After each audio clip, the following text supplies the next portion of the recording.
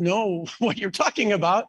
He showed me this webpage, and I said, well, accurate or appropriate.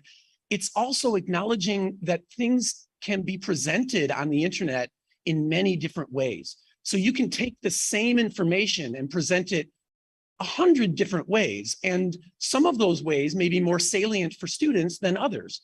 And some of them may provide them with a lot of information very quickly, like infographics, right?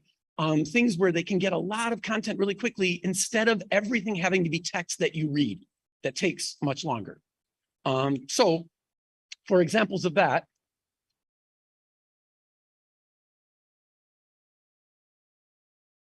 here are a few examples of the way I am represented on the internet. So this is a word cloud that is from my CV. So that's one representation of me.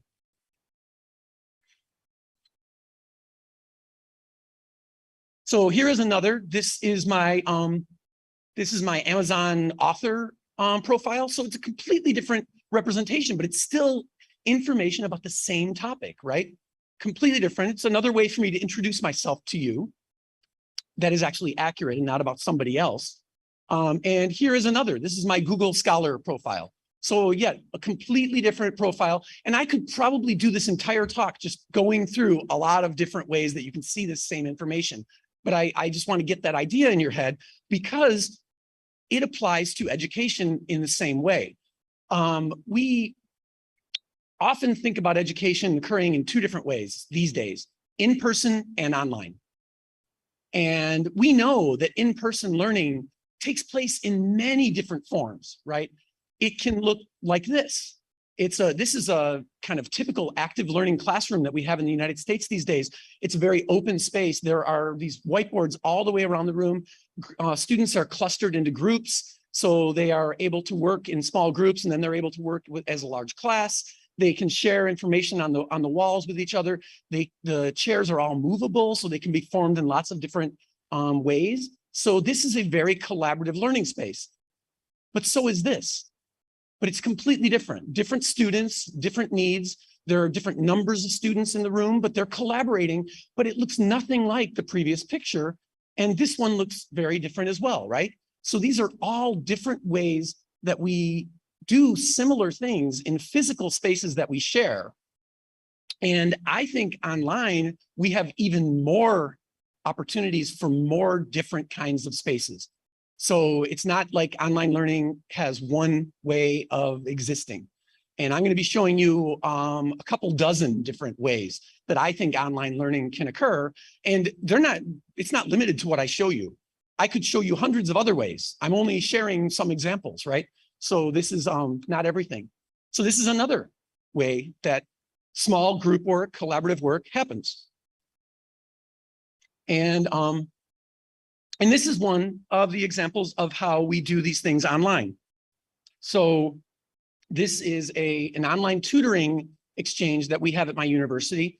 It's a writing tutor for graduate students. So traditionally, students would come and meet in the same room with a tutor, and they would bring their paper, and they would get marks on their paper, and they would talk about it. And everything that happened in that room was limited to what happened during that time. And if the student leaves and forgets, there's no hope for anything, right? In this situation, which we created long before the pandemic, really because students and tutors were really busy. So they were in different places. They didn't have to travel across the university. They could stay wherever they were, and they could meet online. They have their document they're sharing comments on that document. They're able to have a chat at the same time. They have video exchange where they're talking about the writing, they're talking about the revisions to the document, and they're able to record the entire session for the student to refer to when it's over. Everything about that is much more valuable than the face-to-face experience that they had in the past. And I know we have this idea that everything is better face-to-face. I mean, I could be giving this talk from Ohio. I've been telling people this is a 10-day trip for me, and I could just log on my computer for 1 hour. That would be a lot easier, right?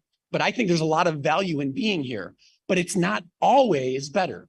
There are ways that we can do online education in much more effective ways. This is another example. A very common kind of example is a telecollaborative exchange. So this is one that we've done between my university and Japan.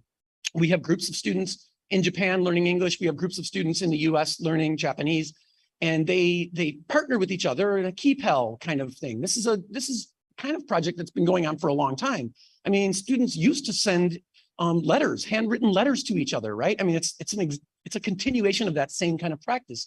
But here they're using Google Maps and video and audio recording and pictures, and they're able to walk each other through their daily experience. So this picture is in Tokyo, and it's right outside of a student's apartment building. So the student is able to see his partner go through their day and see videos from their perspectives throughout the day. It's a very simple but very engaging and compelling way to see somebody else's life experience. And you're sharing yours with them at the same time. So I think it's a really interesting way to connect people in a meaningful way and very simple. I should take a moment to say, everything that I'm showing you is free. And I'm going to get into some things that are pretty sophisticated and really impressive. And you can do these things for free. Some of them you can do more elaborately with some money, sometimes with a lot of money, sometimes with a little money, but everything has the potential to be done for free. That's one of my favorite words for teachers. And I know teachers don't have a lot of money, no matter where you are in the world. So free is a really good word. It's a popular word, one that I'm very fond of. Another kind of learning space or environment that I think we can design when we're thinking about creating meaningful experiences for learners is using maps. I have actually taught an English class that used nothing but maps of the world, which is fantastic. And we have the ability to create our own customized maps. So this is a map that I just use as an example in these talks, because this is a map of all the places that I have done invited talks like this one. And I just created this initially for my own personal use, so I would remember everywhere I went. So someday when I'm old and I'm looking back and I say, oh, I remember being in Malang. Yeah, right. I'll remember being in Malang. I hope I never forget, but I'll remember. This will help me. But it's really simple. You can create this simply by, I don't know how many people have used Google Maps to create your own customized map. Oh, hands went up and then down. Okay. So I have used this with teachers all over the world to create interactive games where students are actually creating kind of like scavenger hunt games for other students. You could use this on this campus to create games where you hide clues all over campus and people have to go and find a clue to go to the next clue. And of course, it's all in English, and hopefully it's in English in a way where different students are getting different information and they have to work together to negotiate where they're going to go next, and they're going to collaborate. And you're creating a meaningful, authentic experience that takes place in a way where students forget their learning. And that's when they learn the most, I think. So I think that's a really good option. Here's another example. This is a mobile game engine that is, again, free to create location-based mobile games for cell phones. And this is, it's called Tailblazer. And it allows you to make these games where you interact with the space around you, so that I could tag the Indonesian flag. And if I point my phone at the flag, then I will hear the Indonesian national anthem, or maybe I hear a speech from Joko Widodo, right? Or maybe whatever you want to put there, you tag to that flag, and that is information that can then be used for the next step in the experience. And so this is something that's being used at places like the National Zoo in the United States. It's being used at the Smithsonian. It's being used for really high-level professional tours, but it's also being used by first graders to create games for their classmates. If a first grader can make a game using this, anybody in this room can do this. I guarantee you. I know a lot of people don't think that they have skills for this. These are very simple things. But I want to take a little bit of a step back, and I happen to think that even just the topic of technology today and social media and the internet is such a fascinating one that everybody's interested in. That I think even just bringing in pieces of what I like to call digital realia. You know what realia is, right? You have plastic fruit. So, because if you bring in real fruit, if you bring in real durian to the classroom, I love durian, by the way, but plastic durian will last a lot longer and offend fewer people. But you have apples and oranges and other fruits too. But this is an example of digital reality. Oh, you're not seeing my screen, sorry. And so this is an example of what happens on the internet every minute, right? This is something that gets updated every year, except I haven't seen a 2022 version yet. I looked last night, I couldn't find it, so it's still 2021. But you can see 28,000 subscribers are watching Netflix at any one time. There are 1.4 million people on Facebook at any 1 minute. So what does that say about us, right? I mean, just using these as prompts for discussions or writing activities or any other sort of activity about what we are doing as a culture, what we are doing in society, using these tools, I think is a fascinating topic that people are generally interested in. I know Indonesians are interested in it, and I'm going to get to some evidence. I think the ambassador shared some evidence this morning, but we're going to see some additional information. So here, there are currently 7.9 billion people on the planet, and 4.6 billion of them are active social media users, right? And so this is all living people. This is like, you know, a baby that was born yesterday. That's one of these people. That's not a social media user, right? So this means a lot of us who are in the age group of being able to do this, it's a much higher number in reality, right? So, so a little lag. And this number is increasing constantly. So just in the last year, this has gone up 10%. The active social media users, right, around the world. And you can see internet users over time are also increasing. You might notice I'm using this Hootsuite data that is collected every year. That is the same, some of the same data that the ambassador was using. So I was glad to see we're, again, on the same page, like I mentioned. The percentage of users accessing the internet with mobile phones is 92%, right? So the average time spent on the internet every day, this is everywhere in the world, is 7 hours. Well, 6 hours and 58 minutes. I call that 7 hours. Okay, I think that's pretty darn close. And 62.5% of the entire population of the planet. The amount of time that people spend using the internet is constantly increasing. And I thought this might be interesting for this conference in particular. This is the amount of time spent daily using the internet. All of those arrows point to countries in Asia. The white one is Indonesia. All of the countries that skew toward the most use of the internet are in Asia. So this talk is most relevant here than anywhere else in the world. This is, if you're not using these sort of things for language education, then you're missing an opportunity, because this is definitely a relevant issue. This is a representation of the growth of social media users over time. So again, constantly increasing. And the daily time using the internet is by age group is really interesting, I think. So you see that, of course, younger people are using it much more. Older people are using it much less. You happen to have one of the youngest nations on the planet. You have a very young population. And I know that that's very hopeful for the future, right?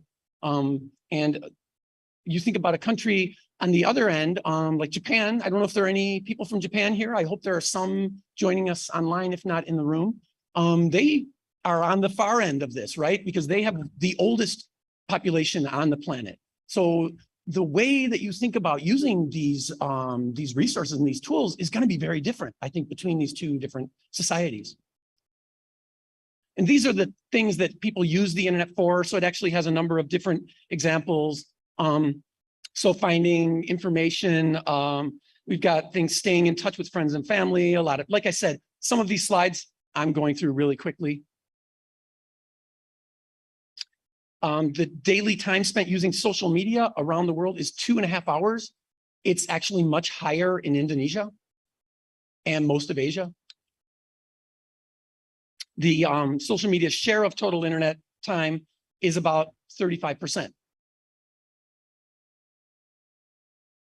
And time spent using social media apps. So this is an idea of the different apps that people are using and the amount of time. Of course, again, this is everywhere in the world. So YouTube is the most famous, most popular, most used.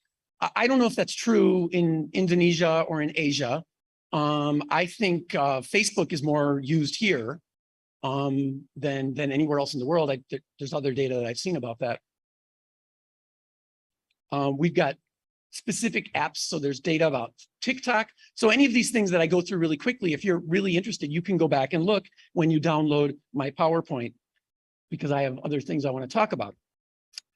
This is an overview of how Instagram gets used, which I think happens to be a platform that has a lot of potential for language teaching. There are a number of studies that have been done. I am an editor of this forum in the Language Learning and Technology Journal. That's an online, completely free journal. Everybody has access to it anywhere in the world for free. It's open source. And there have been 2 different studies about using Instagram that are really fascinating projects that are very simple ways to get students really engaged in using these things. So, okay, I'm out of sync on my computer and this one, I don't know. Okay.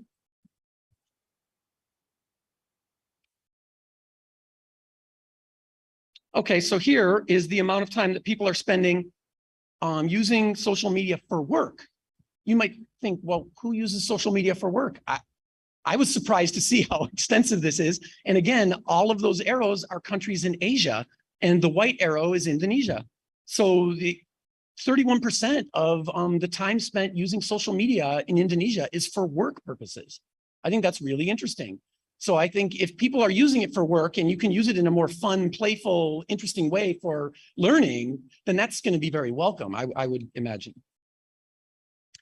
These are the breakdown of the most used platforms. Of course, you got Facebook, YouTube, WhatsApp, Instagram. So none of that should be a surprise. I'm really interested in this, watching online video content. Of course, online video has so much potential for language learning. That should be no surprise at all. There are a lot of studies that have looked at a lot of really specific details about how online video can be used in different ways. There's so much research in this area. But it's interesting to see. Okay, I'm doing battle with the clicker. 29.8% of that online video is for specifically educational video, right? I happen to think that most video that's going to be valuable for learning English is not really educational video, but you've already got people using this much video for learning purposes. I think because language is really about everything. It's not stuff that's just designed for learning, right? It's video about any topic at all. So I think that's pretty interesting. And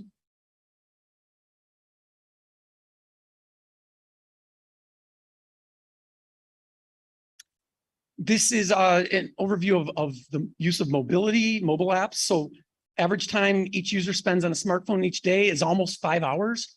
So when we talk about all of this time, I'm really wondering what people are doing besides spending all of their time on the internet, because it starts to look like when you're awake, you're on the internet. And here we have a breakdown. Again, all of the countries on this end are in Asia. So it's pretty fascinating stuff. And then we get into some things that are actually specifically related to language and language education. So the use of online translation tools. Who lets your students use translation tools in the classroom? Thank you. Thank you. This is reality. I know if we have a long history of love-hate battle with translation tools, but if you can help your students learn to use them in a way that is conducive with the way you teach them, it's going to be much more effective than blocking them or not allowing them ever or fighting them on it, because they're going to use them. And so I think we need to work together with these tools and allow them to use them in interesting ways. So I'll get back to this in a minute too. So there's nationwide breakdown of translation tools.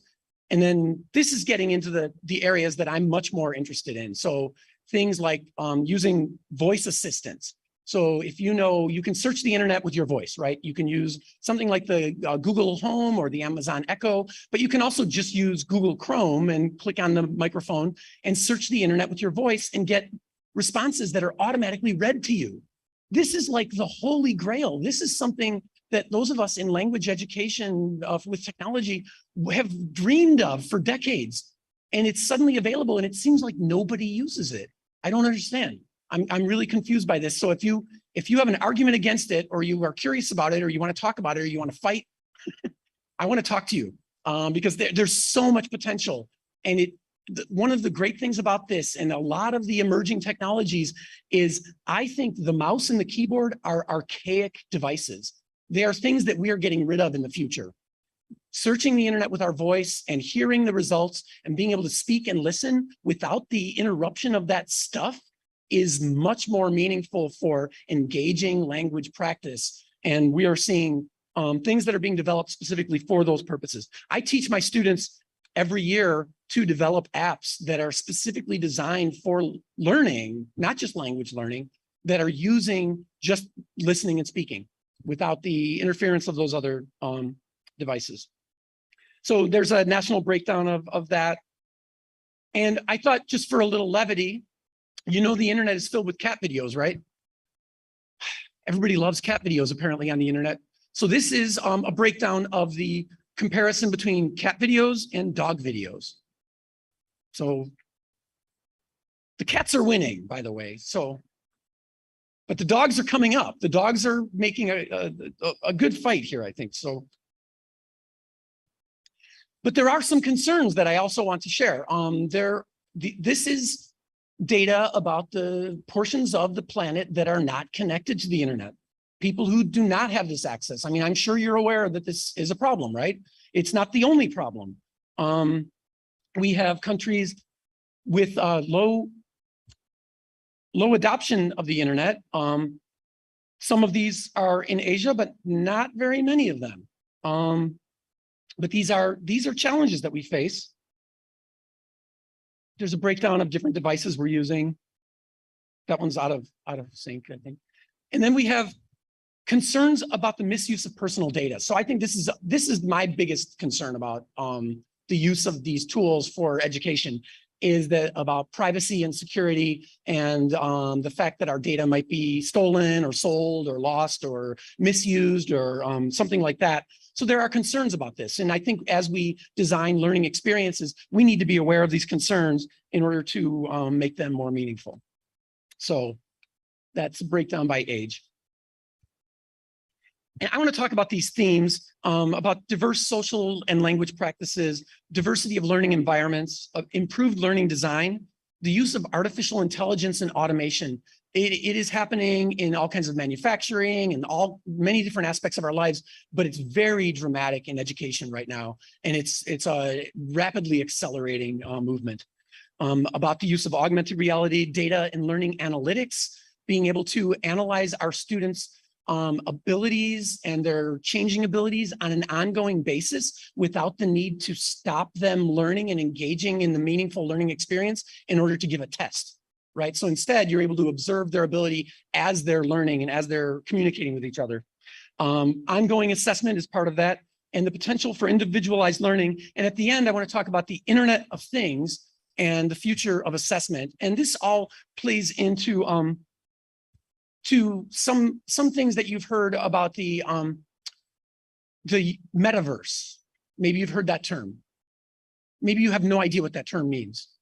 If you've heard that term, you probably have no idea what that term means, or you probably think you might have an idea. It's not the Spider-Verse, although sometimes it might be the Spider-Verse for some people, but the metaverse is something I'm going to be talking about at the end of this. So we have natural language processing and AI, artificial intelligence, automated linguistic analysis, translation tools, automated speech functions, automated writing evaluation, and bots, including robots and cobots. If you don't know what augmented reality is, when I told you about pointing my phone at the flag and all of that and that activity, that's part of augmented reality. But augmented reality also could mean that you take the entire campus here and you add English as a layer of information. So I can walk everywhere on campus and I could point my, well, I could use the flag again since it's right here. And I could point my phone at this and it could tell me this is a flag, you know, in English or any other language that you want to be teaching. But I can also go out and walk around to different buildings and maybe I can get a history of the building. I can walk around the city and I can get a history of maybe temples that are here or all kinds of other things like that. I can, as you can see in this picture, I can put on I can turn on and off layers of information so I could see information about food, information about historic places, information about anything that you are interested in sharing with other people. So you have this whole extra layer of information on the physical world around you, which is really interesting and meaningful because we all share this space together, right? Whether it's a room, a campus, or a city, or a country, you can use that in meaningful ways. I mentioned translation tools. Who uses Google Translate?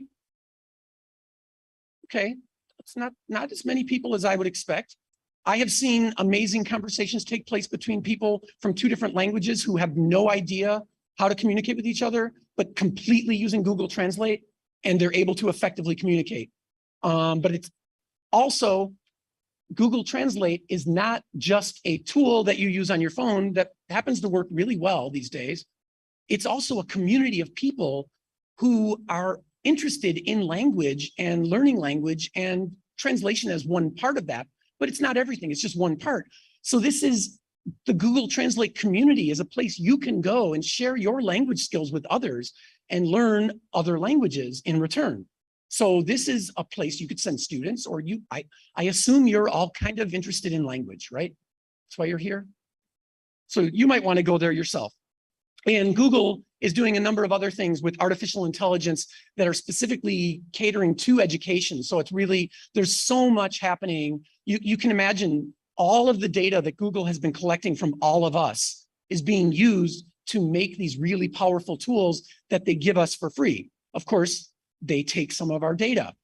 And that's part of that's privacy and security concern. I'm willing to let them have, I don't give them anything that I think is dangerous for me or compromising. And they've given me some really interesting things in return. So I'm willing to take that. You may have seen this picture earlier of the classroom, right? This is one example I showed you earlier of a classroom. It happens to have a Google Home voice device in the room. I think this is a great example of how this can be used. So the smart speaker, as it's sometimes called, there are a number of different names that these things have used. It can be a teacher's assistant in this situation. So the students can be engaged in communicating with each other about any number of topics. And if they need facts, they need some information that they don't have, they don't know, they don't have to open up a computer and type and get away from the conversation. They can stay engaged in the conversation and simply say, hey, Google, what is the capital of Indonesia, right? And it tells them, and they just keep going. So it keeps the flow of education happening. I don't know if you're aware of this, but there's a lot of research lately about education and flow, and how when things are really working well in a classroom, right? As soon as it gets interrupted, it's done, right? So anything that stops that is a problem. So keeping the flow going when things are moving really well is really important. There are a couple of other examples of automation that I think are really fabulous. This is probably my single favorite website for English language learning. Has anybody used this before? It's called Youglish. It's been around for a while. In fact, I've talked about it in Malang at a different university. I won't name other universities. It's okay. So this is using all of YouTube as a corpus. And if you know what a corpus is, it's a large body of language, right? And so a corpus is typically used for doing research, although there has been work using it for instructional purposes for a number of years. But this is using all of YouTube, and you can search for a word or a phrase or a sentence, and you get examples from the entire collection of YouTube. So in this case, I searched for the phrase "don't know," and I get 113,061 examples of don't know that I can then play one after another, and I can listen to, and I can hear different native speakers of English and non-native speakers. So I hear all these different varieties of this phrase that is from authentic video. It's not an artificial kind of video that's made, for a textbook. It's authentic video, and I can just listen to all of these. I think after I hear 3 or 4 of them, I probably know how to pronounce don't know. If I don't, I have 113,000 I can go through. So if you want to do that, you can do that. There are bots. How many of you have interacted with a bot on the internet? If you don't have your hand up, you don't know what I just asked you. Do you know what a bot is? So if you have ever interacted with a person on social media that you have never met face to face, it's quite possible that person could be a bot. It's quite likely. In fact, in 2020, 69% of all internet activity was produced by bots. So the majority of communication happening on the internet was not real people, but it was computer programs pretending to be real people. Now that's a big problem for all kinds of reasons, including the misinformation that's being spread and all kinds of things. But it's also an opportunity for us to create apps for our students to interact and engage in specific kinds of discussions with bots, because you can use tools like this one to create bots that allow your students to engage in extensive communication. Chatting. I've hit the button 3 times now. I am a guinea pig. Oh, okay, there we go.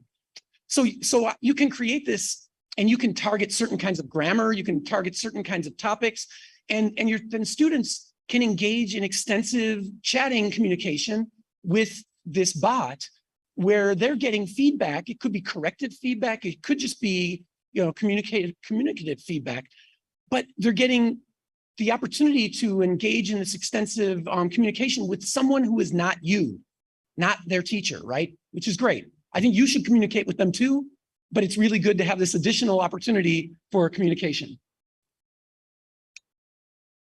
How many use Grammarly? Grammarly is a fantastic tool that not only just corrects your grammar as you're writing, but it gives you tips on how to write better. I was very fortunate when I was in my graduate study. I studied with Dana Ferris, who happens to be one of the 2 or 3 world premier second language writing people in the world, right? She is just one of the best by far. And I met her at a conference a few years ago, and we were having lunch, and I mentioned Grammarly. She said she uses Grammarly for everything she writes. I said, oh, I never need to feel guilty about promoting Grammarly ever again, right? So yeah, I can't say enough. And if you don't know, this is it's a freemium product, right? So you can use it for free and get a lot of value out of it, but if you pay, you get more. So I never pay, I always use it for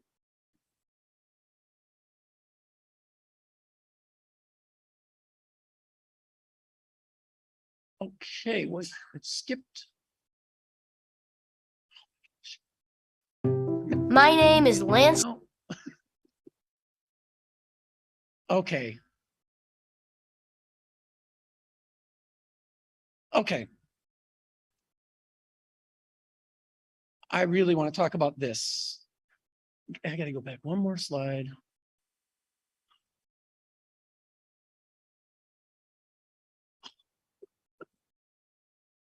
Here we go. Thank you. Thank you. I think somebody clicked something up there because my clicking was not doing it. So this is really what I want to talk about. Everything else is stuff that I think should be meaningful and useful for you, but this is the future.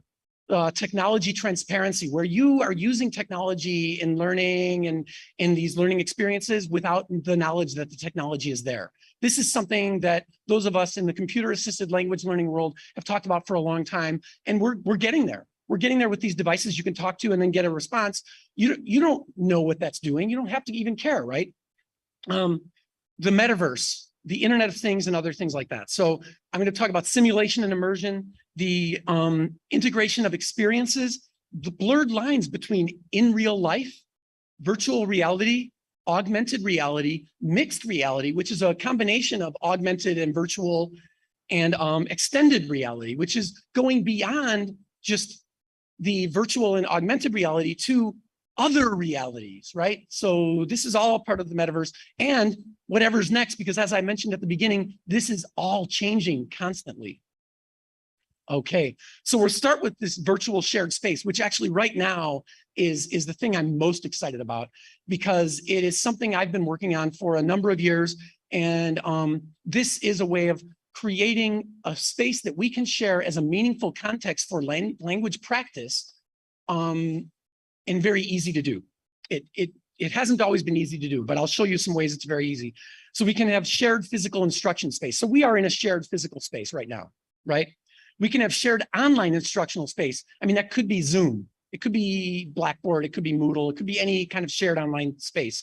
But if it's a space where you are immersed in some context, so I'll show you examples of that in a moment. Authentic virtual space. So this is a space that really exists. So we could all go together to, I don't know, the Great Wall of China, right? Or simulated virtual space. So this is a space that is, it's artificial, it's different. We could all go to a surgery room and pretend to do surgery, which, by the way, if you're not aware of this, this is how surgeons are being trained today in most major medical schools, using virtual reality. So if you feel comfortable going and having surgery, then we can use this for teaching English. I think that's okay. We have game spaces and we have other shared spaces. So this is the beginning of this experience that I have been working on for a long time. This is something that we call the Holodeck. So if you're a Star Trek fan, you know what that means. This simply was a room with 3 projectors in it. So one projector this way, one this way, one this way. And if they're all connected to one computer, and you could have a picture or a video, or you could be going through a live video somewhere, and you are immersed in that space. Everything you see in front of you and on your sides is part of the virtual experience, right? So you can be having a discussion. So the 2 of us could be inside of a video walking through, I don't know, we could be at Mount Bromo, since that picture was at the beginning here. And we could be talking about Mount Bromo, you know, how tall is it? What color do you see over there? Is it going to explode today, right? All things like that. So creates this shared experience. So we took this and then we added live video. So this is actually Google Street View. So you can go into this space and actually navigate your way through a city. So I don't know if Bromo has been added to this, but we could walk through the sea of sand in order to get to, I did this a few years ago. That's why I'm kind of excited about it. This happens to be in Manhattan. So you can also walk through Times Square. So if you want to have students feel like they can go to New York, and which happens to, by the way, be filled with language. There is English language everywhere. There are billboards for all musicals, and everything that's happening in America is displayed in this space. And so you can walk down this in real time together and have that shared experience. And this is what's happening. My name is Lance Teesling. With Google. I'm in middle school in Eagle Grove, Iowa. Eagle Grove is not a very tall place. It's actually very flat. This is the tallest building on Main Street. It is about 50 feet tall. When I grew up, I want to be an architect and design skyscrapers.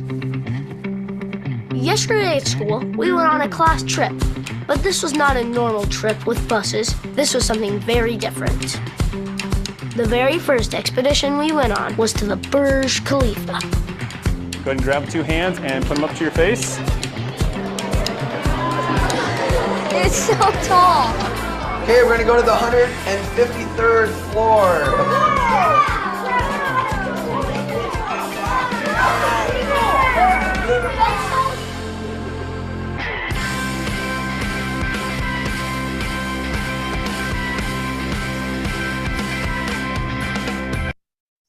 So this is a really good, simple example of the beginning of the metaverse.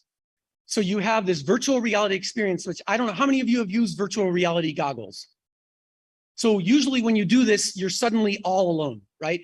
you're experiencing the world, you're isolated. That's no good for communication. So this is taking virtual reality and making it a shared experience. So we are in this space together. So that is exactly what the metaverse is about. This is what, you know, the first virtual reality goggles that were made commercially were bought out by Facebook many years ago. They think that's how you're going to be on Facebook in the future. You will be communicating with your friend on the other side of the planet, but you will go to a place together. So maybe you will go to Bromo. Maybe you will go somewhere else that's more exotic. Maybe you will go to the moon. You go places we can't go in real life, right? So, and Google Earth 360 has thousands of different experiences like this that you can use today with students. So there are many in here. Like I said, you will have, you'll have access to this. Watch later, some examples.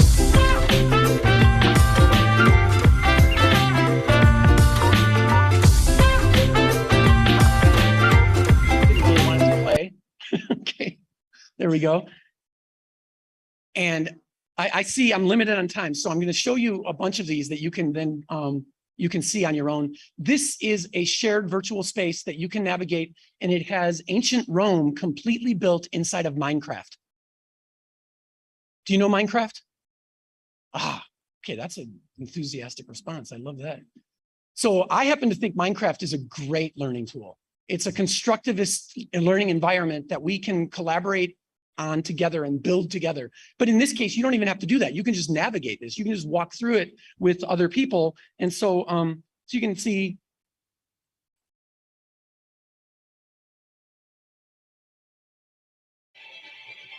You can get an idea of what that is.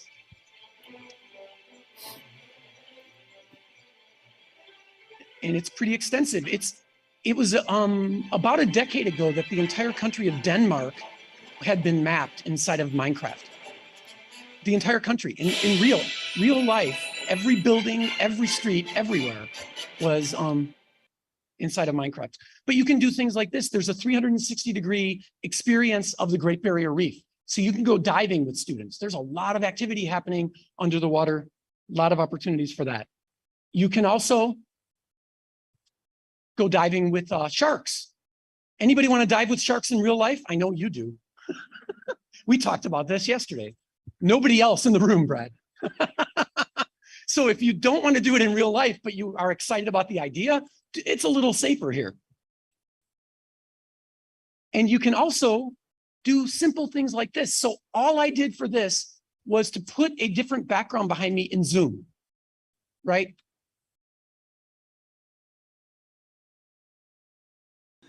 I could be in a kelp forest. I could be on Mars. I could be in front of the building where I teach, hanging out with Bernie. I could be in Minecraft, traveling through the city of Los Angeles. I could be in a classroom with a group of children. I could be wandering through virtual Pompeii. There's no limit to the places. So you put this background behind you, whether it's a picture or a video, and everybody in the class does that, and suddenly you're in this other space, right? Which I think is it's a simple. Has anybody done this? Right? Why not? I don't understand. I mean, so I noticed this morning, right? The speakers had the background for the conference behind them. People do that all the time for conferences. But for language education, this is the simplest way for us to be immersed in a different environment. And you see yourself there, but then you see your classmates in that space too. So there's all kinds of opportunities to discuss the environment, but just to kind of feel like you're there is really interesting. And there are, like I said, you can go places we can't go in real life. This is Mars. This is 360-degree virtual experiences from the Mars Pathfinder. So you can go to Mars thanks to NASA. You can go to the Louvre. In fact, there are a number of museums. You can see the entire museum in 360. So you can see every room in that museum. And many museums during the pandemic expanded their offerings so that people could have more opportunity to do these things. So, and some of them that used to charge money became free. And I have not seen a single one go back to charging money. So that's really a great opportunity. You can go to the Museum of the World, right? Otherwise known as the British Museum. It's the Museum of the World because they stole things from everywhere in the world and brought it there, right? But Google has other experiences like this. You can visit iconic jazz clubs of the world.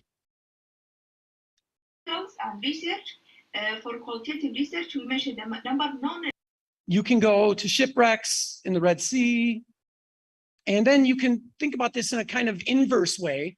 And there are tools like this that allow you to dissect the human body. So if you happen to be teaching anatomy, you can take layers of the human body off and you can see just the circulatory system or just the muscular system or just the skeletal system. And so again, a lot to discuss. And you can see this is all in Chinese. So one of the last things I want to talk about is the importance of design. So everything I'm talking about is creating these experiences for learners to have meaningful opportunities to engage in language practice, right? But I think the way we design these experiences is really critical. Does anybody know what this is? It's a typewriter, thank you. This is the original QWERTY typewriter. So QWERTY on the top row. This was created in 1868. And it was created as part of a competition because at the time, typewriters had keys and the keys would get jammed because you would type too fast, right? We're still using this keyboard that was specifically designed to make you type slowly. And we haven't changed yet. You'll notice there are some software packages that now use A, B, C, D, E, F, G. You'll see that sometimes, but primarily we're still using the QWERTY keyboard. This is how important design is. This was designed in 1868 to make you type slow. My computer, your iPad, they don't have keys. They don't need to be slowed down. In fact, wouldn't we all like to be able to type faster? I mean, doesn't that seem like an obvious thing? So there are some principles for design. I happen to teach in an instructional design program. So we have this idea that it should be equitable for use. So everybody should be able to use it equally. It should be flexible. It should be simple and intuitive. It should be obvious that what you do. It should be perceptible information involved. So if you do something wrong, you know what you did wrong. You know why, you know how you can fix it. There should be a tolerance for error so you can make little mistakes without problems. Has anyone ever used a grammar software where you make a slight mistake and suddenly you're wrong? Right? It happens all the time. Or maybe you're not even making a mistake. You're just using grammar the way we really use it in real life. And the software thinks you can only make a sentence one way, right? I mean, that happens all the time. So that's really bad design. I'm sure you're all aware of bad kinds of design. There's low physical effort and the size and space is appropriate. So now I want to talk last about the Internet of Things. And so this is the idea that in the very near future, the internet will be connected to everything. And so the way we have electricity in a grid now, we will have the internet. So that every device, so this podium, I won't need a computer on this podium. I can come up here and I can just write right here, and whatever I write here will be saved in the cloud and shared with my students, right? This is already happening. It's been 7 years since I was in Vancouver, British Columbia at the University of BC. And they had smart trash cans and recycling bins. And they had an example with a water bottle that I grabbed and I put it in the trash can, and the trash can spoke to me and said, no, you should recycle that. And the people there didn't tell me that was going to happen, so it kind of shocked me. But that's an example of the Internet of Things. It's also, if you're not familiar with the idea that these projector bulbs burn out all the time, right? With the Internet of Things, if the bulb's going to burn out tomorrow, it can automatically recognize that and order a new bulb for you and then have it delivered so you get it before the bulb burns out. Simple things like that, all kinds of things. So you can have digital assistants, projectors and screens, cameras and lecture capture systems, learning management systems, RFID chips, wearable devices, and sensors. And many people are referring to this as the Internet of Everything. And this is also part of what people are beginning to call the metaverse. But that's just one kind of corporate way of talking about that. There are many different ways of thinking about this. But I think regardless of what you call it, I think you realize that we are all going to be using technology more and more in more and more innovative ways. So we need to have an idea of what's happening with that. This is an illustration of an Internet of Things school. And all of this leads to the potential for individualized learning, which means we can have students engaged in all kinds of activities while we collect data about them. And basically everybody goes through the learning experience in a slightly different potential way.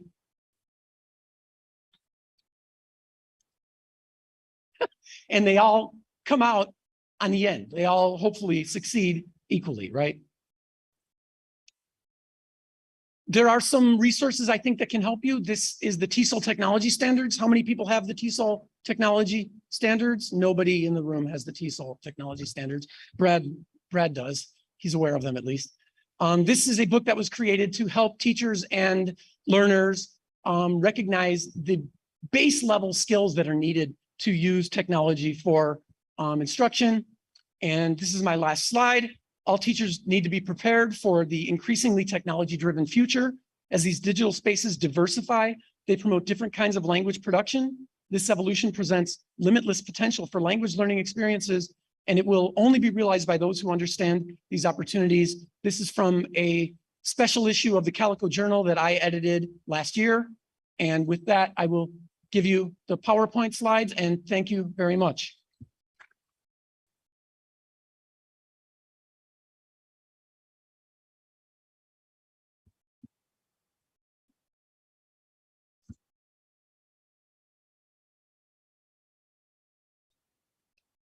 Thank you very much, Professor Greg Kassler. It was really interesting to learn about what we have in store for us today and also what we have. So now we will move on to the next presentation. So there are some sessions. And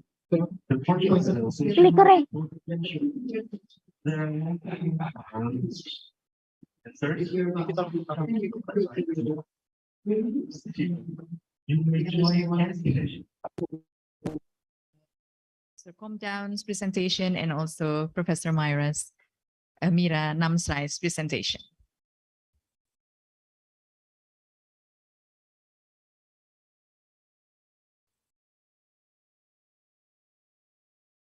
So I'd like to call the next moderator, Ibu Professor Zuliati Rohmah from Universitas and also a TEFLIN board member.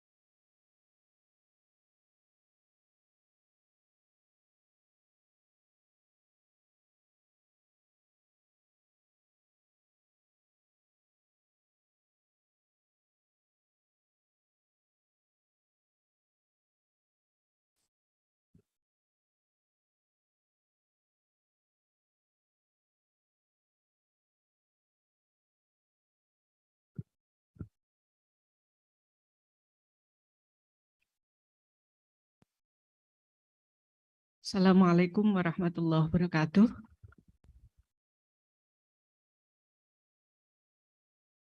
Ladies and gentlemen, in this session, we are going to have two presenters today, Mr. Peter Down and Dr. Mira Namsrai. I would like to invite both of the speakers to come forward to the stage, please.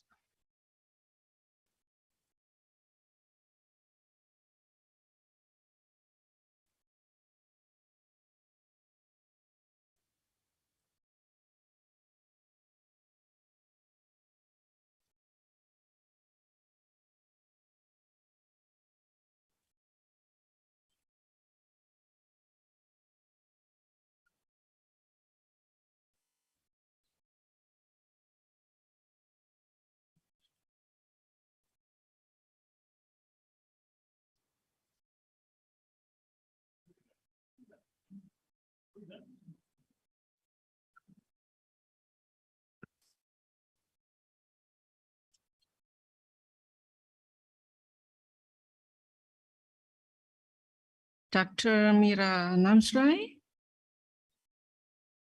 Oh, okay. So I think, yeah, okay, yeah. Okay, ladies and gentlemen, we are going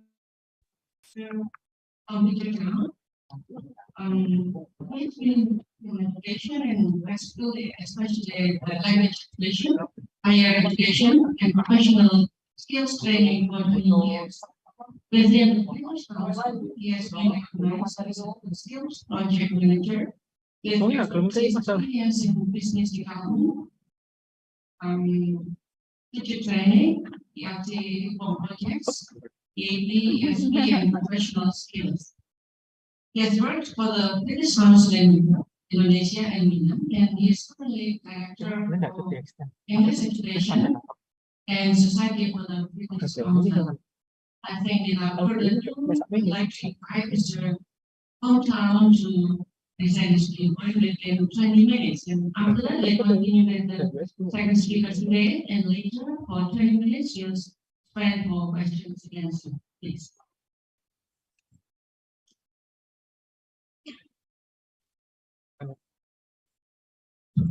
Good afternoon, ladies and gentlemen. Thank you very much for that kind introduction. I'm delighted to be here in Malang.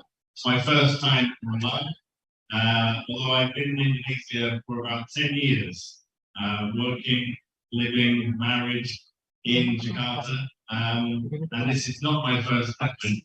I wanted to just very briefly thank TEFLIN for inviting the British Council to be a key partner for this very important conference. Our association with TEFLIN is long-standing and is incredibly important to us. And I want to thank especially Universitas Negeri Malang for hosting this year. Actually, here we are, organising everything. It's tremendous. Some of you may know me. My name is Prof. I am the Director of English Education and Society at the British Council in Indonesia. And my job really is to help improve the quality of English language teaching, learning and assessment in Indonesia and supporting our work across East Asia. I'm going to be speaking for about 20 minutes. I've got quite a lot of slides to show you, got lots of information. At the end of my presentation, there is a QR code and a bit.ly link to this presentation, so you'll be able to download it, take it away, share it with teachers and friends. The British Council is not the same as the British Embassy. We're a separate office. We focus on cultural relations, education, English, arts, and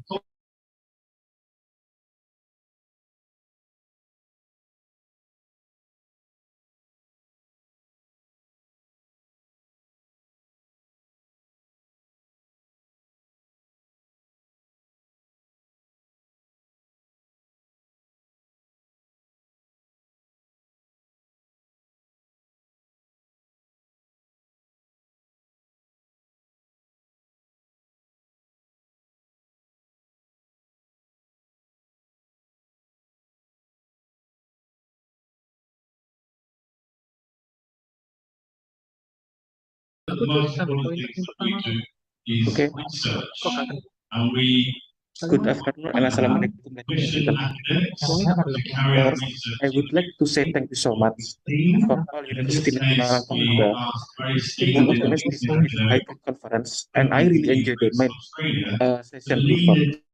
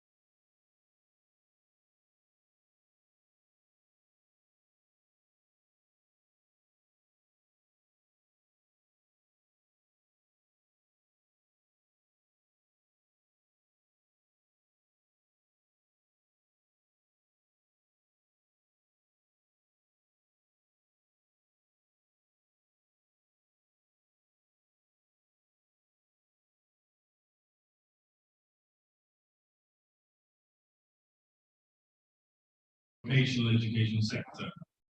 SMK, vocational education schools in Indonesia is about 52% of high schools in Indonesia. We know that there is an issue around relatively high levels of unemployability. We were interested in looking at the attitudes towards English by students and parents and teachers in AsiaTEFL schools. And so we asked the Center for Indonesian Policy Studies to conduct research for us. And again, tomorrow, there will be a hybrid presentation of this bit of research. Now, there are 3 British Council sessions on research tomorrow, all at the same time, so you have to pick one. But the others we're going to record, and we're going to share all of the reports on our website. That's the link. If you're joining us online, you'll be able to join it virtually, and that's the room if you wish to come along. Now, this is all research. The other side of what we do is we try to positively intervene, and the area that we intervene the most in a positive way is around teacher training, capacity building. Earlier this year, actually late last year, we launched an opportunity to develop new professional development resources for Indonesian teachers in schools, English lecturers in universities, and EMI lecturers working with universities. And we awarded 8 grants to 16 different organizations, universities, companies to work together. And all of these, as you can see, are UK-Indonesia partnerships. And the aim of all of these partnerships is to develop contextualized, high-quality, sustainable, scalable professional development resources for teachers and lecturers. So what does that mean? It means possibly that there will be a really high-quality MOOC for EMI lecturers, and it won't be just for one university, but we'll put it on the Indonesia Cyber Education platform and allow all lecturers to access that MOOC for free. The output of all of these projects will be free resources, free for Indonesia, free for Indonesian teachers. I don't have a lot of time to go through all of these projects in detail at the moment. I'll tell you, give you an overview. They were launched by our education champions, Steve Smith and Iwan Sharil in February, and the projects have been moving forward with implementation ever since. We have 4 projects focused on professional development resources for schools. What's interesting about these projects is, although these are digital innovation funds, and some of them are going to produce high-quality digital resources, we also have a couple of projects that are specifically focused on low-tech or no-tech innovations. So trying to produce still good quality resources for teachers in rural and remote areas, but that's no-tech. Okay. High quality professional development resources, but for teachers in rural and remote areas. As the previous presenter talked about, there is a digital divide in Indonesia. I think it has both the potential to reduce inequality, because everybody can join this session right now, but also it has the potential to widen inequality, because only people with enough money for data or a good internet connection can do so. The other 4 projects are all focused on capacity building in higher education institutions, both English language centres and EMI lecturers. I'm delighted, one of the projects is being conducted by Universitas Indonesia, in partnership with the University of Sheffield. We have Ibu Cecilia down in the front row, and Ibu Perbaruhi is here somewhere in the back row. And here they are. We were not only doing some online training together with about 22 different institutions across Indonesia over the last couple of months, but we came together and we hosted 2 separate 1-week master training courses earlier this month, last month. So this is a bit of an insight into our activity, and what the point I want to make here is, with me and my team, we're a very small team. There's a limited amount that we can do, but it's actually just, whilst the pandemic has been devastating and a very difficult period, the kind of digital innovations that have been turbocharged because of it are very exciting. Being able to bring together partners from the UK and Indonesia to do online is great. I'm whizzing through because I don't want to take too much time, and I know the great speaker from Mongolia is going to follow me soon. The third research session tomorrow. Now, this bit of work is not complete. This is ongoing research, so you'll be hearing the initial findings. We have a fantastic new company from the UK, Indonesian and British researchers. Their company is called Saraswati Education. They're working with academics in Indonesia. This bit of work is specifically looking at the language centres in Indonesian higher education institutions, the role of the language centres and the capacity of the language centres. Are they only delivering general English, IELTS, and TOEFL preparation? Are they able to deliver academic English? I know that this year and last year there's been a fantastic initiative to establish 4 academic writing centres, which is quite real. And similarly, the British Council is keen to try to help strengthen the quality of English by the language centres, by the English language experts. There's a lot to say about EMI and the development, or what some people have called the unstoppable train of EMI. And there are both pros and cons to EMI implementation, and a lot of dangers and risks with EMI implementation. And I think I don't want to, because I don't have enough time to go into that topic in a lot of detail right now. I think what is not controversial and very easy for me to say is that I think we all want students to finish university with a high level of English proficiency. We want them to finish school with a high level of English proficiency. All of them, whether they're studying bahasa or studying in English when they go to university. When they finish university, they graduate with a high level of English. My belief is that the English language centres, that is their job and their role. So the stronger the English language centres, universities, the better that objective may be achieved. So we'll hear the initial findings of that bit of research tomorrow as well. This moves me on to the work that we do called English Connects. It's a relatively new area, and again, it's an area that has developed really because of the pandemic. When I arrived back in Indonesia in 2019, most of the British Council's teacher training and work was face-to-face. I flew to Bali and I was with some trainers. We had 150 teachers, and it's fantastic. Nothing will quite replace face-to-face training. But in addition to face-to-face training, we can now do more online. And this is what this is about. Most of you probably know the British Council's website for professional development for teachers. It's called Teaching English. And here you can find our resources, our MOOCs, our research, lots of free lesson plans. We have a different MOOC running each month. I think the next one coming is called How to Teach Grammar.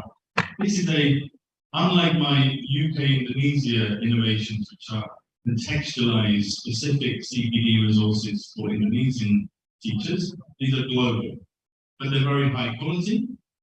One of the things that we're doing is we run ASEAN webinars.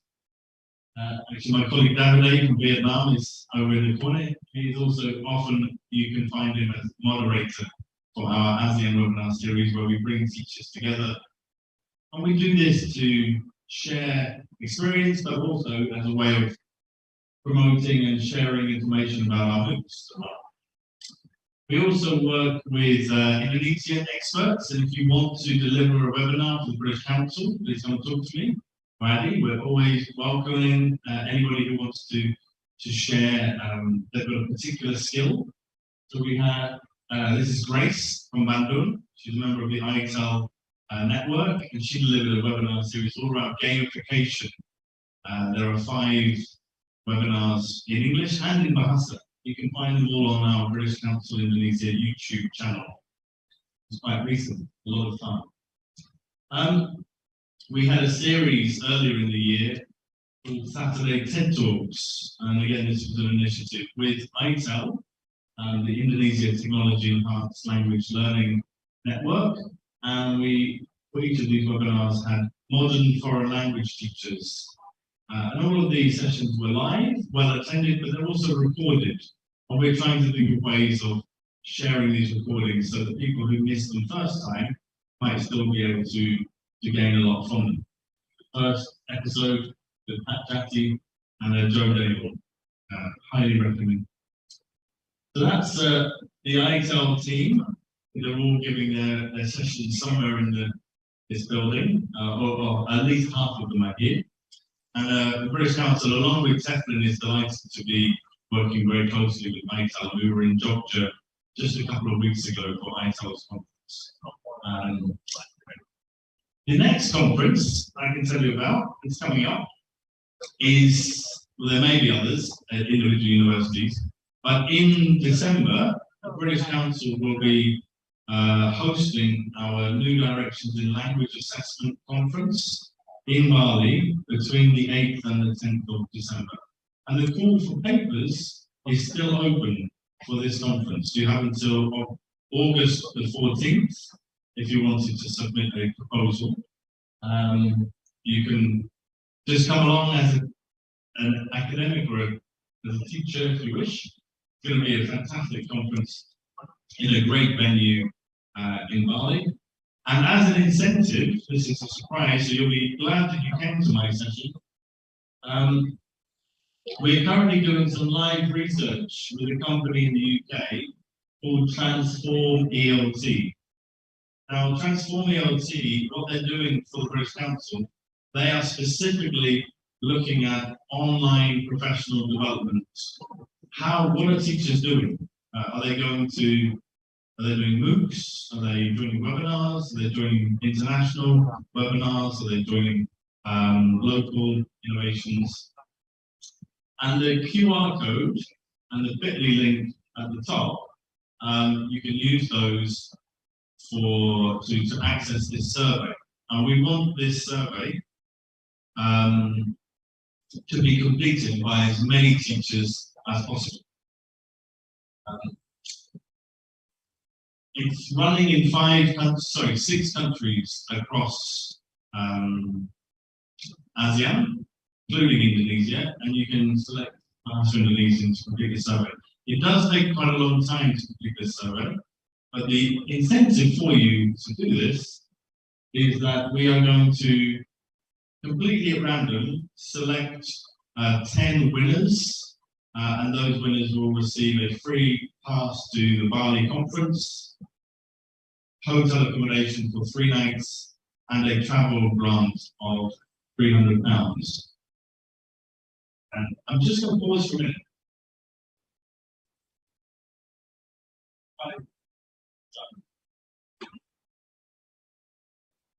Five minutes and I'm done. So that is a live survey. It'll be running for the next 2 to 3 weeks. Please do share this survey with teachers in your schools, in your university, across ASEAN. This leads me to the last area that I want to talk about in the final few minutes. It's an area called English for Empowerment, and our work in there. We do quite a lot of different things in English for Empowerment. In some parts of the world, we support teachers who work with refugees. We call that language for resilience. In South Asia, we do a lot of work on girls' education. We are thinking about doing more work on girls' education in Southeast Asia, including India.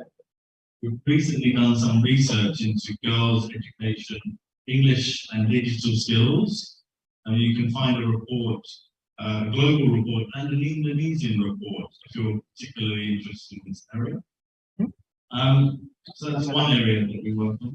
Second, which I'm very passionate about, and I was going to play you a video, but we won't have time, is an area called climate action in language education.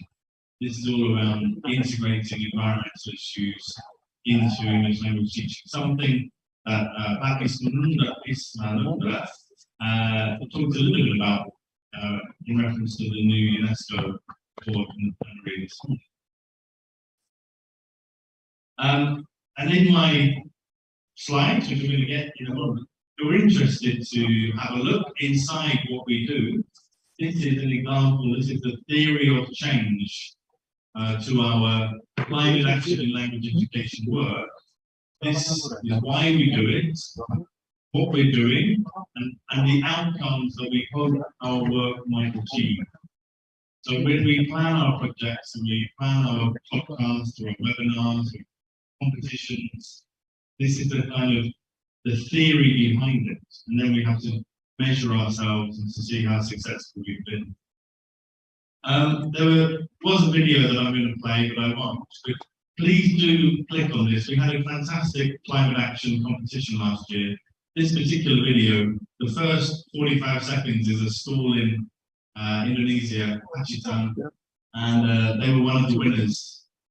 There's brilliant English, and beautiful, impactful climate action going on in their school. And the reason we did this competition is to inspire other schools to have their own climate action projects. So this was the video, but we don't have time. You'll find it on the website. My last slide is just to say thank you very much for coming to this session. I hope to meet more of you over the next couple of days. And I appreciate this. The link just says it's a bit.ly link. It's TEFLIN 2022 and underscore downs, and the QR code should take you to my Google Drive. You should be able to download the slides with no square gaps. So, thank you if you're joining online as well. I hope you enjoy the rest of TEFLIN 2022 on Asia. Okay.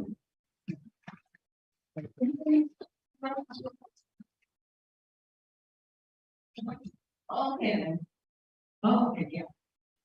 Okay, next. After we are not right, I'd like the input. After we are not right,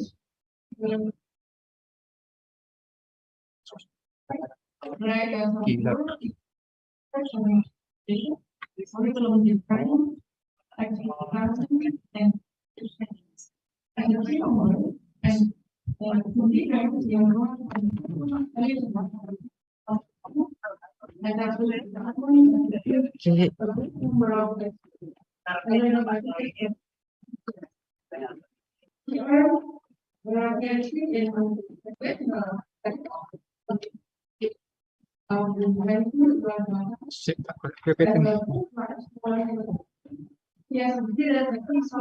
activity management, and the framework and please, Dr. Mirana.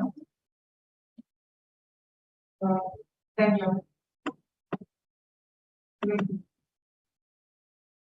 Good afternoon.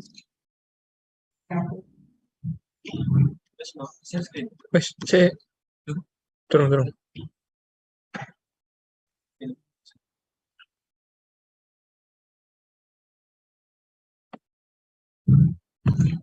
Okay, it's my great pleasure to be in Malang because I love Indonesian culture. It's completely different from ours, and that's why I was really interested to learn more about the culture and make this trip to Indonesia. And my topic is pedagogical insights for English language textbook development. This year, in our country, we are celebrating 30 years anniversary of English education. So in 1992, we started teaching English at all levels of education, and that's why 30 years of experience is also, I think, enough to introduce here. And I've been working in this field so for 30 years, and I've been working on curriculum, national curriculum and textbook development for 30 years, and so I'm happy to share my own experience. And so the outline of my presentation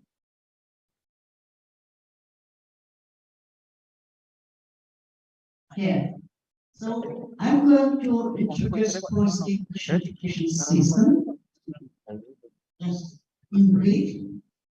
And the second brief introduction would be about our national curriculum. So what curriculum we are using now. And then I'll go to the textbooks. So what kind of textbooks we have, and so what and how we develop them. And so just this is my own experience, and so you can learn from this experience. You can clarify some things if you would like at the end of the session, and I'll try to fit into 20 minutes. Right? I have 20 minutes. Okay. And conclusions, references. So this is just brief outline.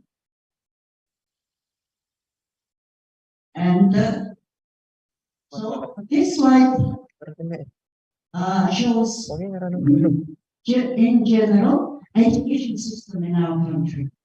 So I think it's pretty much the same in other countries also, starting from preschool and going to the higher education, tertiary education, and so school age is from 6 to 18, and this is just for your reference. Okay, so this is in brief history of English education. You know, Bali was a socialist country, and so in the early 90s, it changed the system and made a transition to the market economy and democratic society. And so at that time, many things have been changed. And so the here you can see in a post-socialist country from 1990, the government of Mongolia started thinking in incorporating English in the education system. And at that time, there was a very good decision to do that. And so, but at that time, we didn't have any English language teachers. And we decided, or government decided to retrain Russian language teachers.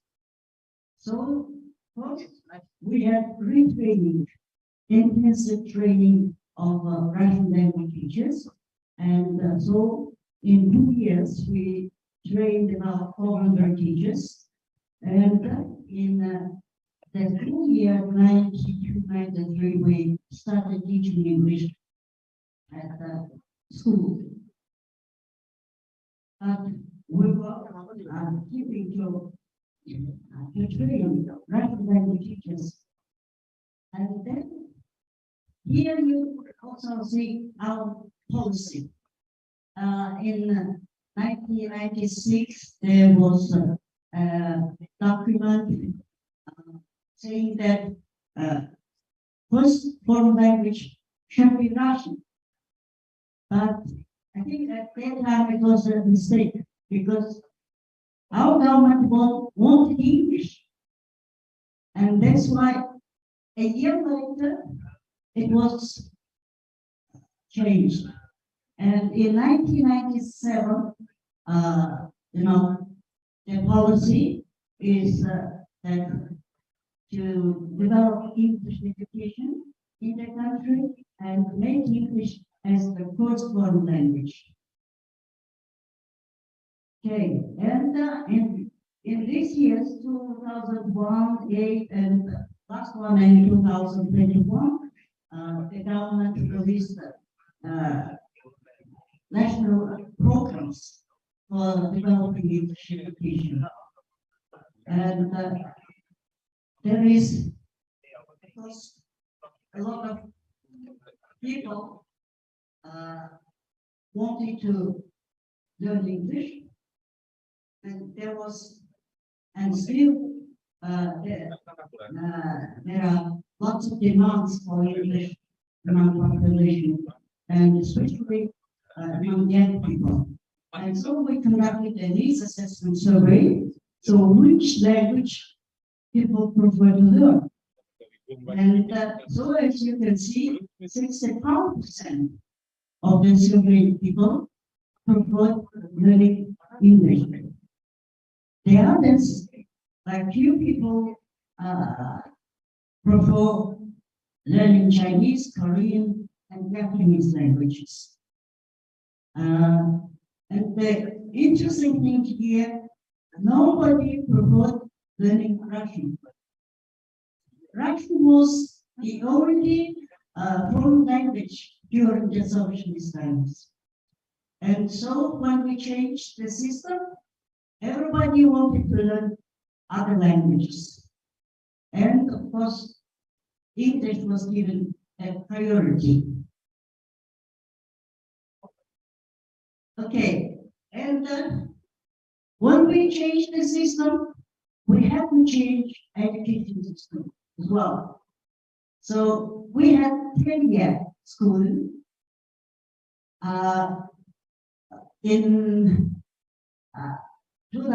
starting from 2005 and till 2008, we made a transition from 10-year to 12-year system. So it was like gradually we had first transition to 11-year school system and then to 12-year system. Okay, and so because it was difficult for young people to go abroad to study, because to study in universities in other countries, it was required to have 12-year school system, but we had 10-year school system, and that's why the government decided to have this reform. Okay, so this slide is about teaching English. So how we teach? Well, we have primary school 5 years. Then secondary education is 4 years, and we call general secondary education level. It's upper level, and it's 3 years. And we start teaching English from grade 5. Okay, so here you can see oral aims for teaching English. So we teach English for students to communicate in English. You know,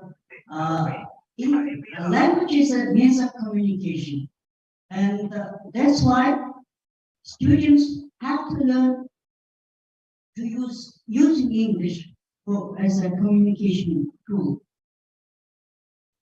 So, in overall, we try to make learners to become active learners and to construct their linguistic knowledge themselves.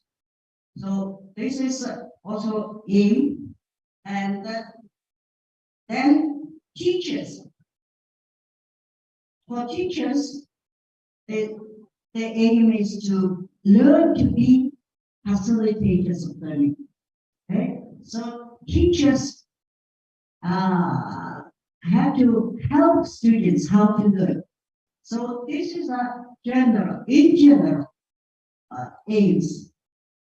So when we work on the curriculum, we made several reforms.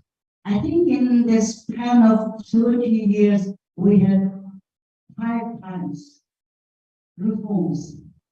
And so the last reform is, so we have compared actually, had comparison with the Common European Framework, and actually we wanted to get closer to the international standards, and that's why we had Common European Framework, and I think you know about Common European Framework, and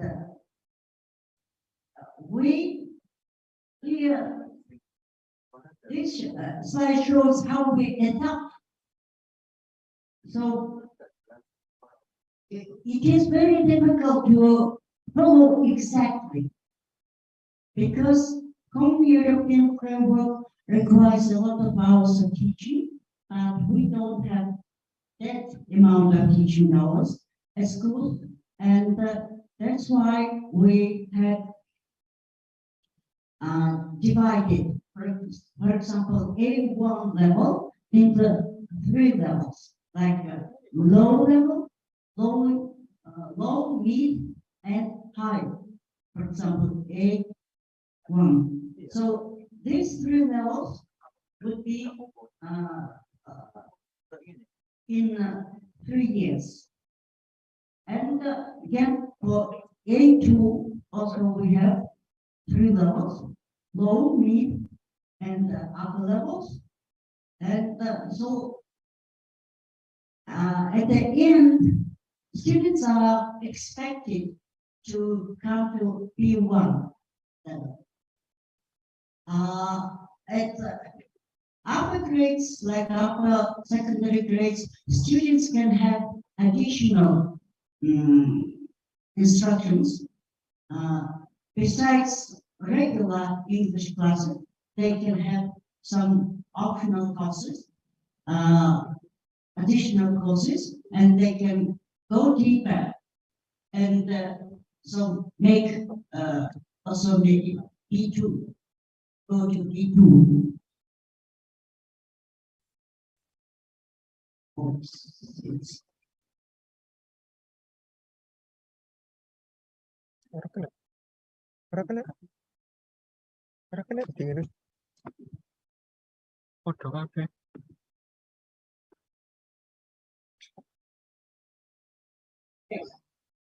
Here, just very brief introduction of the curriculum.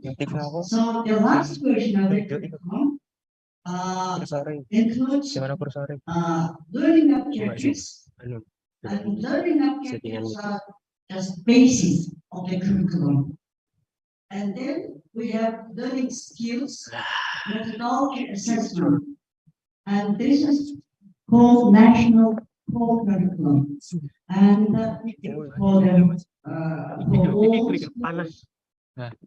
for all secondary schools, and we have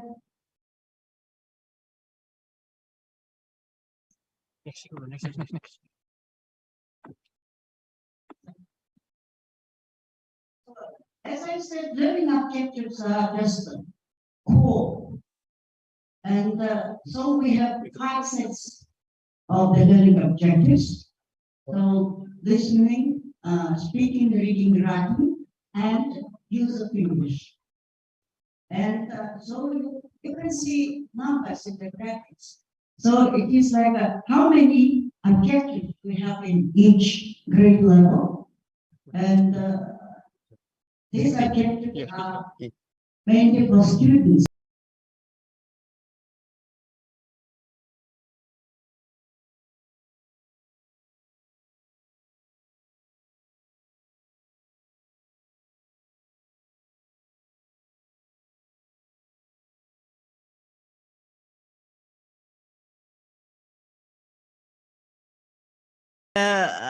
Listening, understanding, expressing. So when students learn, so gain listening, they have to gain these skills. Then reading, understanding, expressing, communicating. It's like a communicating in a written form, communicating in a spoken form, and the use of English means use of vocabulary and the grammar structures. Okay, so this is features of the curriculum. So mainly we have learning objectives, then learning process. And this is like the process which takes place in the classroom. And actually, learning is emphasized within the curriculum, and students have to become independent learners, and learning outcomes. So this just briefly gives you an idea of the curriculum. Right. So now we go to the textbooks. So textbooks are a reflection of the curriculum, and so all the ideas which were put in the curriculum are basis for textbook development. And so here, textbooks, actually, I mentioned it before, it's the same in the same with the curriculum. And the main emphasis, again, it's on learning. So in textbooks, so we integrated in it with the context, and the context, actually we try to make it linked to real life situations. And so within 30 years we produced a number of textbooks. So these textbooks are first ones for grade 5, and so for beginner level students. And the first textbook, IO Wisdom, was produced with the help of American educators from English Language Institute. The second, which is called Blue Sky, this was produced with the help of British consultants. And so at that time, actually, we started with IO Wisdom, but the government decided to switch to the British English and started to have this Blue Sky project with the British organization, British consultants. Then, so we had for beginner levels, but for secondary school students, there were no textbooks. And at that time, the ministry decided to have very, they made, very rushed decision to produce books in a very short time. And so these textbooks were produced in a rush because there were no any textbooks. So in rush, but later after that, we started the project, which is which was funded by Soros Foundation. We had at that time Asian Development Bank, and also we had a British consultant, and she helped us to produce these sets of textbooks. And so there were 6 sets, and from grade 5 to 10. Actually, at that time, we had a 10-year school system.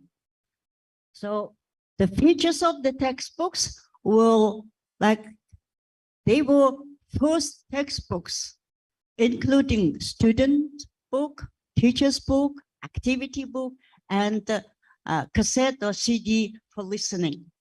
So the whole sets, and 6 sets.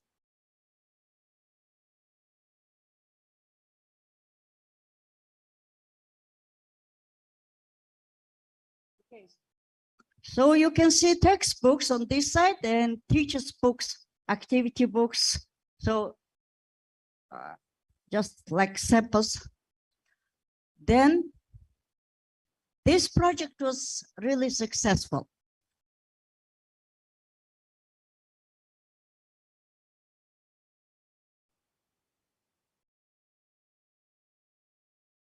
So you can see here. Oops.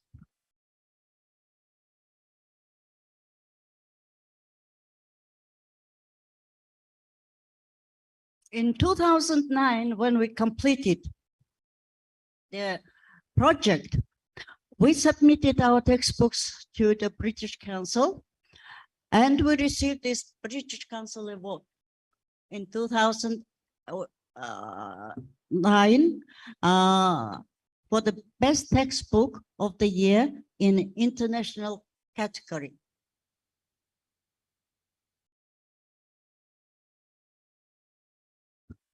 So you can see the judges' comments.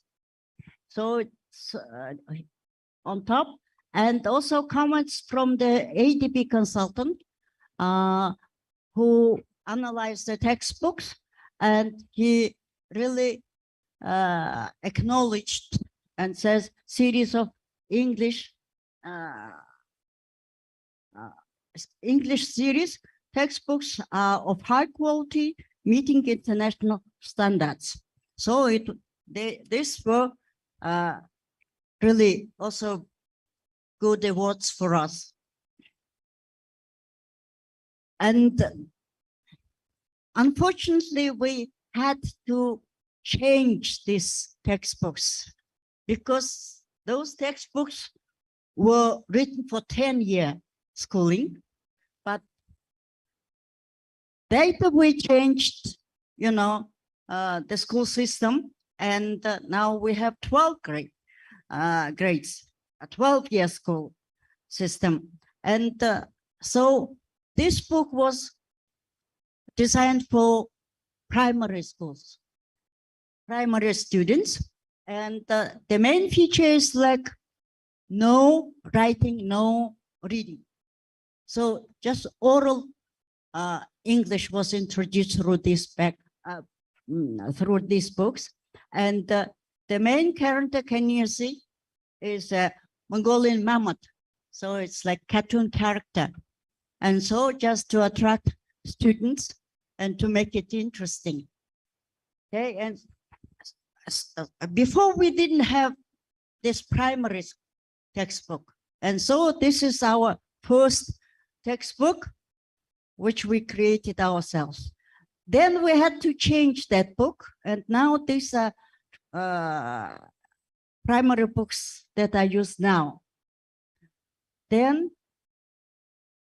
we completely changed books and so produced for 12-year system. Okay, so the features.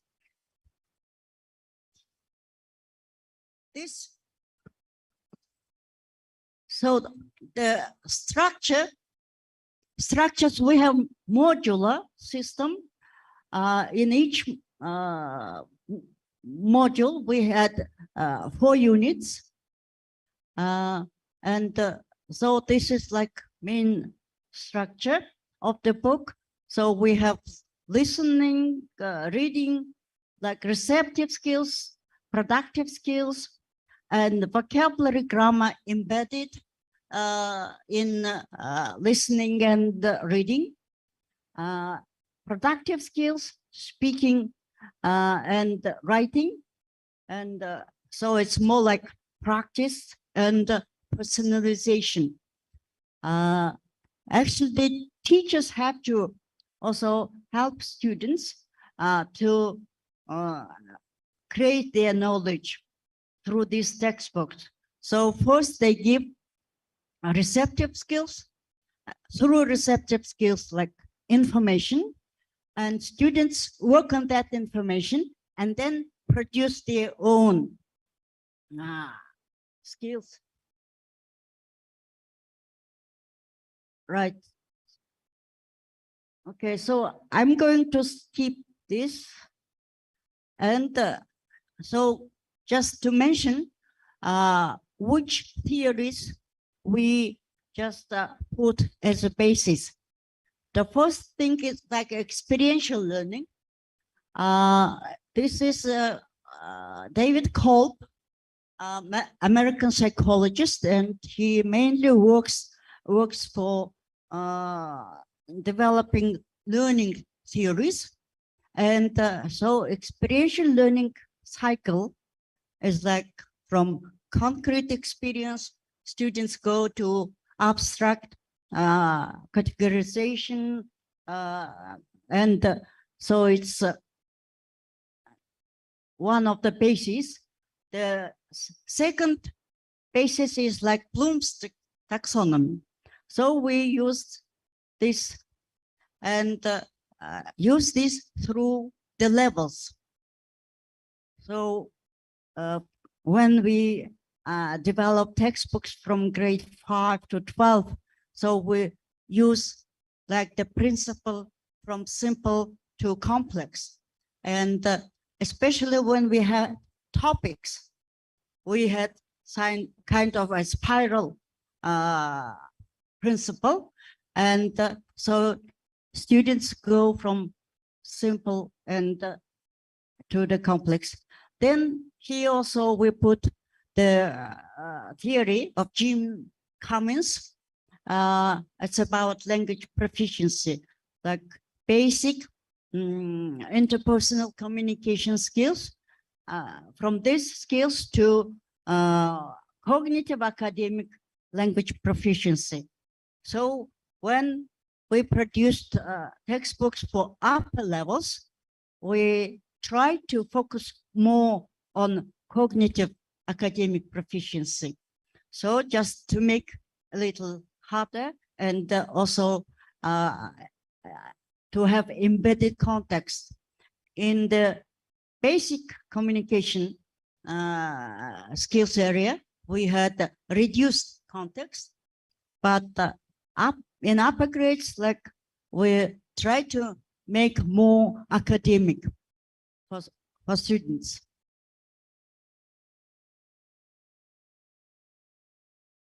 Okay, so students have to become active learners. So here, I think you know this.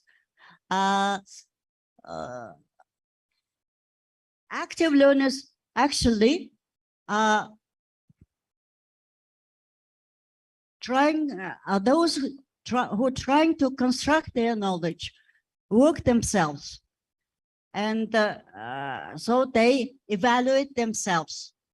So this is the idea of textbooks. Like initially, all activities, all tasks are designed for them to work on their own. And this is the main idea. All right. So I'm running out of time. Okay, so this is just an example of self-evaluation.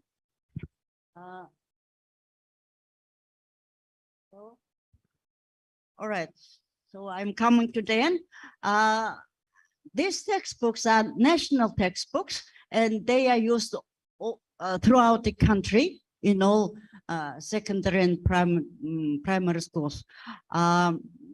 Private schools usually use different textbooks, so they can choose different textbooks.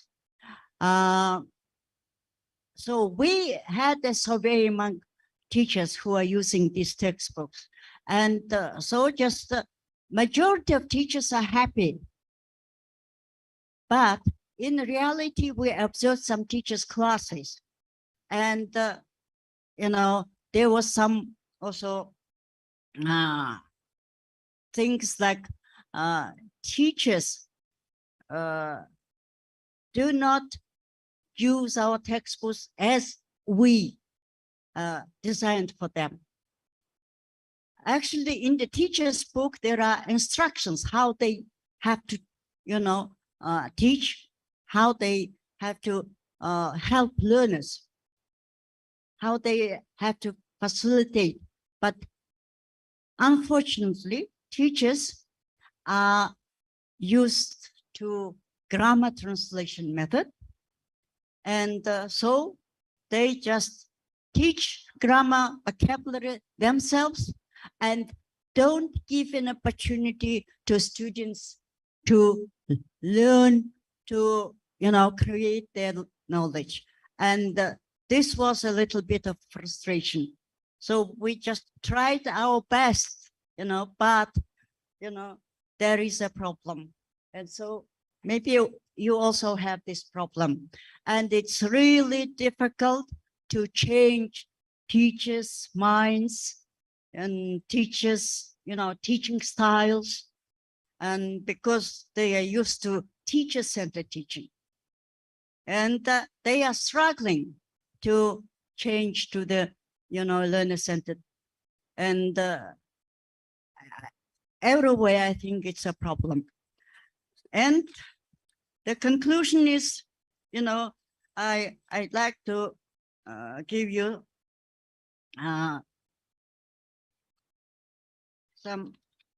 just one thing, just to say, learning is the process where knowledge is created through transformation of experience. And so this is the main idea which was put in the textbooks. And so we expect teachers to, you know, apply this and to use this in their classrooms. And there is still much work to do. Thank you. Okay. Thank you very much, Dr. Mira, for your informational presentation today. Unfortunately, we don't have enough time for question and answer sessions. So if you have any questions, you can contact directly to Mr. Comtown and also Dr. Mira. Now is a coffee break, so please have your coffee or tea, and then we are going back here at 14.